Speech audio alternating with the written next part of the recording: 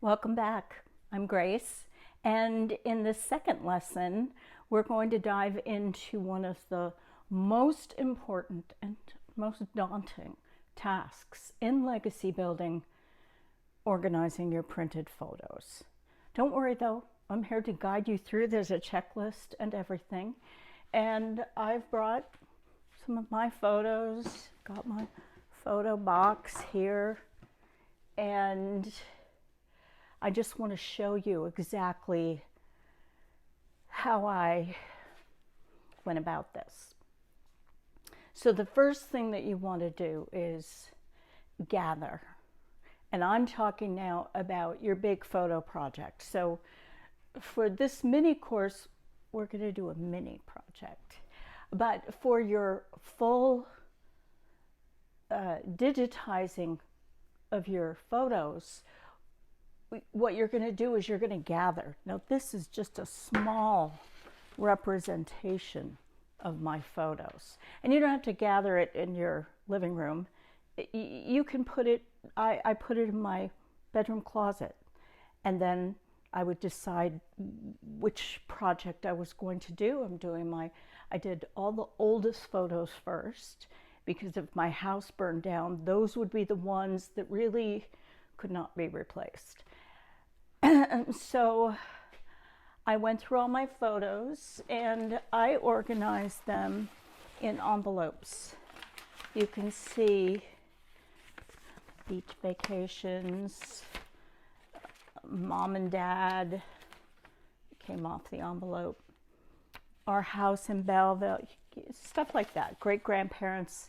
So I divided them into piles, and then I labeled the envelopes and I put them in the envelopes. That was the first thing that I did, no scanning yet. So once you have everything organized, and this may take you a while, but it's no big deal, it's fun. So you go through it and then you decide, and I recommend, just like I did, start with the rarest photos in your collection. So if you have great-great-grandparents or great-grandparents, your grandparents, your parents, those are the ones that you want. And I have this small group of photos of my great-grandparents. And for this mini course, this is what I recommend. I've probably got maybe a dozen, maybe a little more than a dozen. And they should surround, it could be your great-grandparents, or it can be an event, somebody's wedding. I did that one. I did when we brought our baby daughter home from the hospital. I did that as a mini project, pretty much as part of the big project. So the first thing you do, you select your photos for this mini course. That's the first thing I'd like for you to do. And then this is what I did. I got a poster board, great big poster board, and I found a space where it would fit. And then I took the photos and I laid them out. I would say no more than 3 in a row.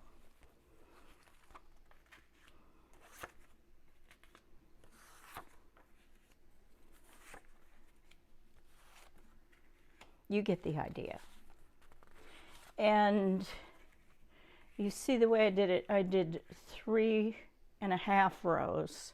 You download the app Photomyne.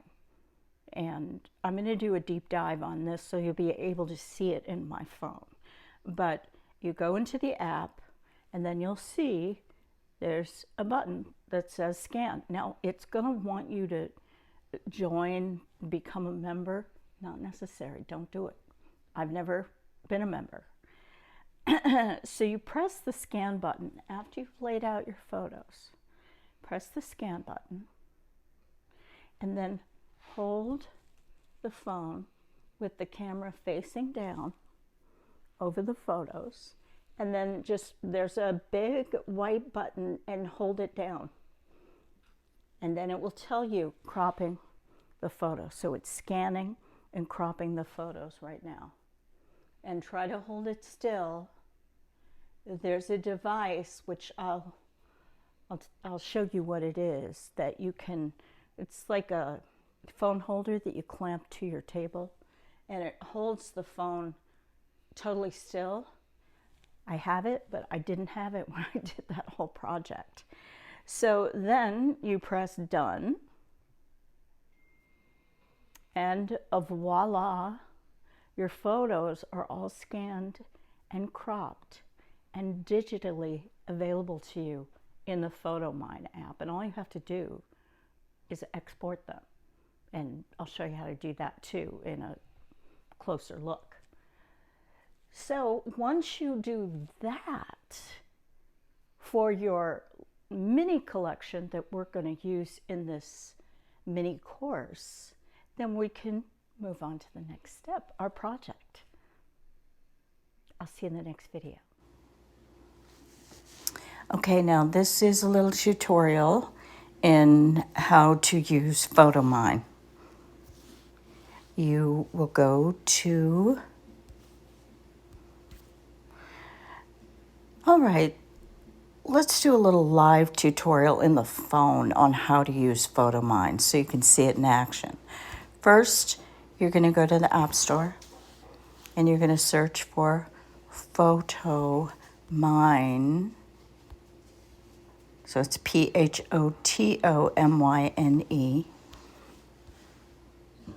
And it's going to bring it up. And you can see, I already have it, but you can just download it from the App Store. And then when you open it, you're probably going to get a sales screen, but just X out of it. There's an X on the top. So it's really simple. All you have to do is press the scan button, and you've lined up your photos on the whiteboard or on a solid color surface, just like I explained.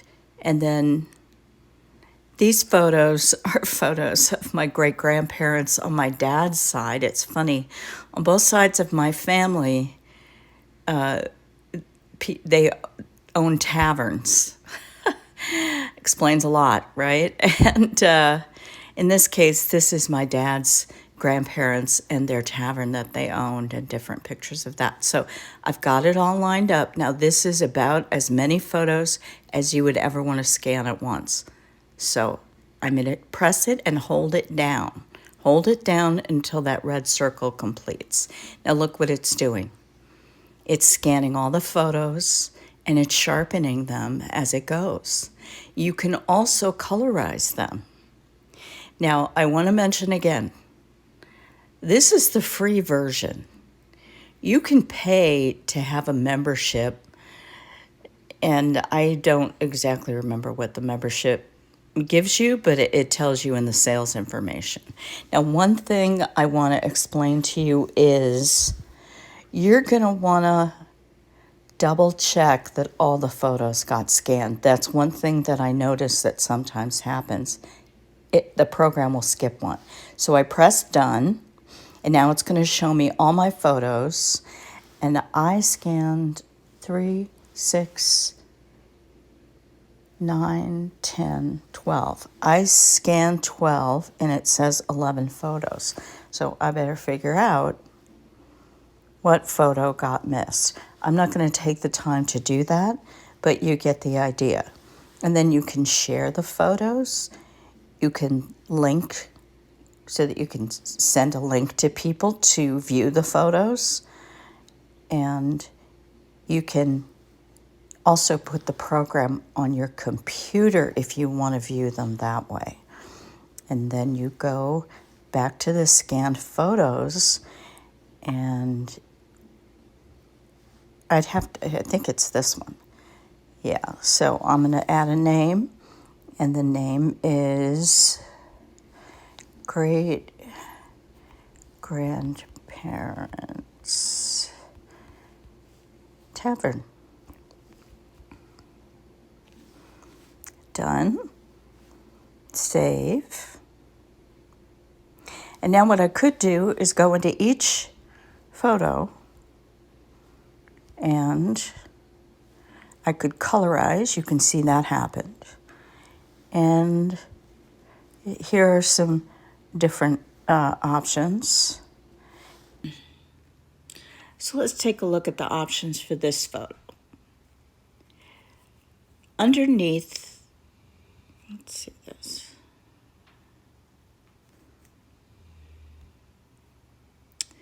There's an edit button on the photo, and there are some different options. You can turn it around, you can crop it, you can flip it,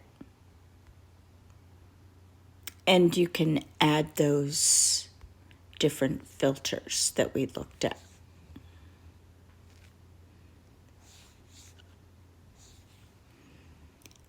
Beneath the photo itself, it asks what's the story of this photo.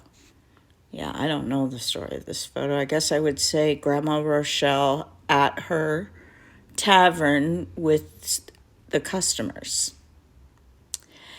The next option is you can favorite the photo. You can add a date. You can add a location. And now it's identifying the people in the photo. I don't have any of these people. So it says, who's this? Who's this? Who's this? Who's this? Well, that one I know. That's Elsie. Now I have Elsie because I have a whole library of photos of my family. But if you did this for the first time, you would type in her name, Elsie. And then every time that you did a photo that had Elsie in it, you would ID her as Elsie. Now here are some other options. You can sharpen the photo. I haven't really gotten a lot of success with photos that have already been sharpened once, which they are when they crop them. Here is where colorize will appear, but not every black and white photo is able to be colorized. Here's the filters. You see they're very subtle, but nice to have them available to you. And this is the postcard feature where you can create a postcard and share it. So that's Photomyne. The only thing I want to mention, it's really important, is that this is a very, I just want to mention that this is a really efficient program, but it is not for a high quality photo scanning. It's not capable of that. It's great for sharing photos. It's probably good enough for a small photo book, a slideshow.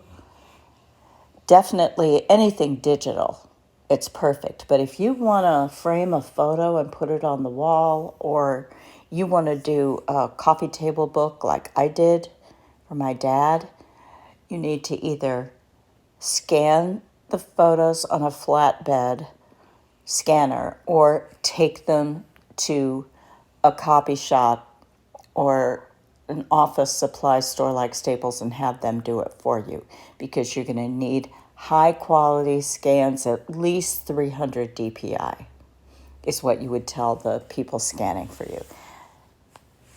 But these photos will enable you to get a lot of work done, and then your photos are digitized and safe. So I love this program. I wouldn't have finished my family photo project without it. And that's Photomyne. I hope you enjoyed the tutorial, and I encourage you to download this program and play around with it. Have some fun with it. And I think you're going to love it.